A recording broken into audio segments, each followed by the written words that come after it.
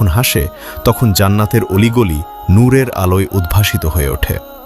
শুধু হাসির দিকে তাকিয়ে থাকলেই 100 বছর কেটে যাবে, কিন্তু মন তৃপ্ত হবে না।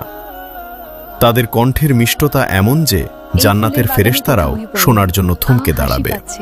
হুর যখন তাদের স্বামীকে ডাকবে, মানুষ বিস্ময়ে থেমে যাবে, তার নিজের হৃদয়ের স্পন্দনও ভুলে যাবে। তারা সুল্লিত কণ্ঠে গেয়ে উঠবে, আমরা চিরস্থায়ী, আমাদের মৃত্যু নেই। আমরা চিরসুখী, আমাদের কোনো দুঃখ নেই। আমরা তোমাদের জন্যই, আর তোমরা আমাদের জন্য। তারা বলবে, আমরা তোমারই জন্য, তোমার সন্তুষ্টি আমাদের সুখ। তুমি যেন কখনো দুঃখ না পাও।